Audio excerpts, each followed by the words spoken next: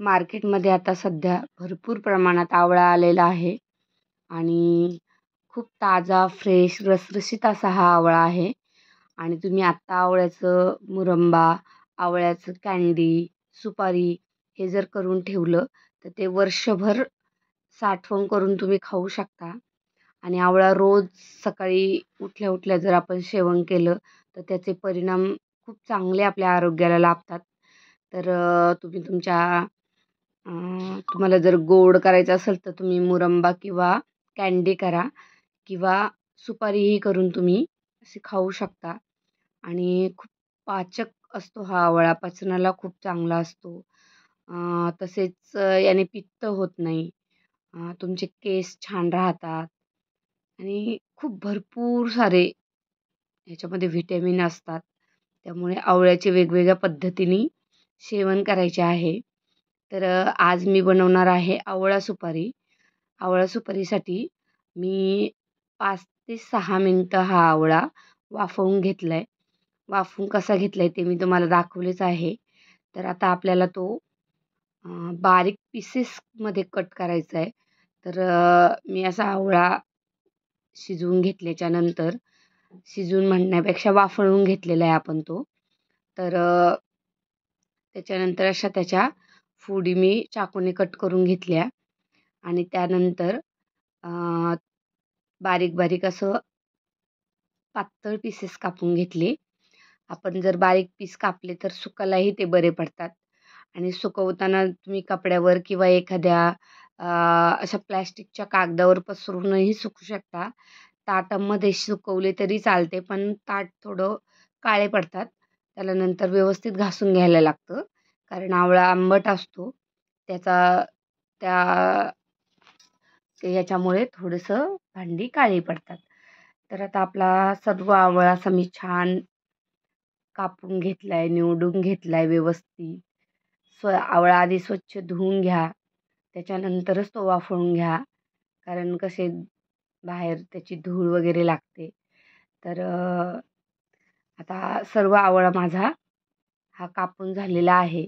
आता आपण आवळ्यामध्ये काय काय मसाला घालायचा आहे तो पाहूया. आवळा हा आपल्याला 2 ते 3 दिवस हा आपल्याला चांगला सुकवून घ्यायचा आहे. त्यानंतरच ही सुपारी तयार होणार आहे. आणि या ज्या मी रेसिपी दाखवल्यात, ह्या आपल्या वर्ष 2 वर्ष, अगदी सुपारी तर 2 वर्ष म्हटलं तरी पण तुमची छान राहते. फक्त काचेच्या बरणीमध्ये पॅक करून ठेवायची आहे. पण आपण 1 वर्षाचं केलं तरी आपल्याला पुढच्या वर्षी नवीन आवळा भेटणारच आहे. त्यामुळे आपण हे पदार्थ 1 वर्षाचे केले तरीही छान आहेत. पाहू शकता खूप छान असा बारीक चूरही बाजूला निघाला आहे. मी त्याचीही सुपारी बनवणार आहे आणि काही पीसेस मी असे कट बारीक करून घेतलेले आहे. तर तीही आपण सुपारी बनवणार आहोत. दोन्ही आपण कोणताच भाग याचा वेस्ट लावणार नाही आहे. कारण तो जो चुरीचा भाग निघाला आहे, तोही तुम्ही असं मुखवासमध्ये मिक्सरला बारीक करून घेऊन मिक्स करू शकता. त्याची खूप छान टेस्ट लागते. पाहू शकता एकदम बारीक मी हे पीस करून घेतलेले आहे आणि हे सुकून अजून बारीक होणार आहे. तर आता मसाला पाहूया. माझ्याकडे हे काळं खड्याचं मीठ आहे. ते मी असं खलबत्त्यामध्ये आधी बारीक करून घेतलं, कारण मिक्सरचं भांडं खराब होऊ नये म्हणून मी पहिलं ते थोडंसं कुटून घेतलं. त्यानंतर आपण 1 चमचा काळं मीठ, 1 चमचा आपलं घरचं साधं मीठ, त्यानंतर 1 चमचा ओवा, 1 चमचा जिरी असं सर्व हे मसाला आपण घेतला आहे आणि याच्यामध्ये हिंगही घालून घ्यायचा आहे. आणि आता हे मिक्सरला फिरून जी बारीक पावडर बनवून घ्यायची आहे. मग त्यानंतर आता पाहू शकता ही अशी पावडर आपली तयार झालेली आहे. आता ही आपल्याला आवळा मी काही ताटावर आणि काही प्लास्टिकच्या पिशवीवर घातलेला आहे. तर छान असा तो सुकवायला ठेवायचा आहे. ओले असतानाच हा मसाला काही लावून घ्या. कारण तो सर्व असा त्या आवळा सुपारीला चांगला लागला जाईल. तर मी असा मसाला चांगला मिक्स करून घेतला आहे आणि त्यानंतर परत असा पातळ ताटावर आपल्याला हा पसरून घ्यायचा आहे. कारण जेणेकरून ते आपलं व्यवस्थित सुकून झालं पाहिजे. कारण पहिलं 1 ते 2 दिवस आवळा ओला राहतो. तिसऱ्या दिवशी तो खडखडीत सुकला जातो. तर आता मी असा खिडकीमध्ये उन्हालाच तो सुकवलेला आहे. काही मी असा प्लास्टिकच्या पिशवीवर घातला, म्हणजे आपल्याला तो पांगून सुकवता येईल. तर आता छान सगळीकडे मसाले लावून घेतलेत आणि असा पांगून त्याला आपल्याला सुकून द्यायचा आहे. आता ह्या फोडी आपल्याला सुकवायच्या आधी अशा मोठ्या दिसतात, पण जशा जशा ते सुकतात तशा तशा त्याचा आकार अगदी बारीक होऊन जातो. तर आपण हा चूरही सुकवत आहोत आणि कट केलेले पीसेसही सुकून घेत आहोत. याला आपल्याला असं काळं मीठ वगैरे आधीच मी लावून घेतलेलं आहे, कारण ओला असताना लावलं की त्याला टेस्ट चांगली लागते आणि व्यवस्थित त्याला चिकटलं जातं. आणि असे मसाले परत मी दुसऱ्या दिवशी थोडंसं सुकवून झाल्यावरही वर थोडासा मसाला लावून घेतला, कारण त्याला व्यवस्थित खारेपणाची चवही आली पाहिजे, तरच तो आवळा असा मस्त टेस्टी लागेल. तर छान मी असे मसाले लावून आवळा सुकून घेत आहे. आता आपला 2-3 दिवस मी आवळा सुकवलेला आहे.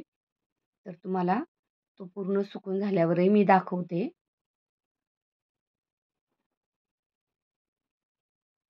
छान तो मसाला मिक्स करून घेतलाय मी.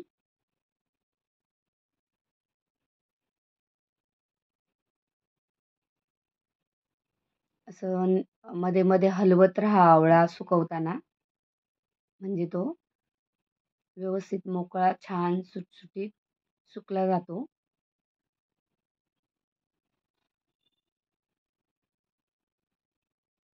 जर तुमच्या घरात ऊन येत नसेल तर बाहेर उन्हात एखाद्या परातीत वगैरे वरून कपडा बांधून असं तुम्ही सुकायला ठेवू शकता.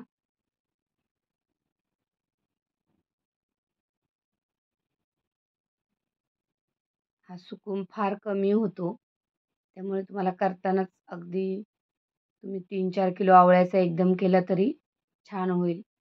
पहा आता हा माझा चूर आहे तो सुकून असा कडक झालाय आणि त्यामध्ये मी तो एका वेगळ्या भरणीमध्ये भरलाय आणि जो पूर्ण अखंड आवळा आहे तोही असा सुकून माझा छान खडखडीत झालाय.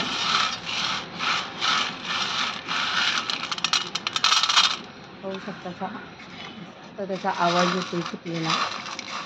आणि आता तोही त्याला काचेच्या पॅक बरणीमध्ये असा भरून घ्यायचा आहे. तर रेसिपी आवडली असेल तर नक्की लाईक करा, शेअर करा, सबस्क्राईब करा. व्हिडिओ पूर्ण पाहिल्याबद्दल धन्यवाद.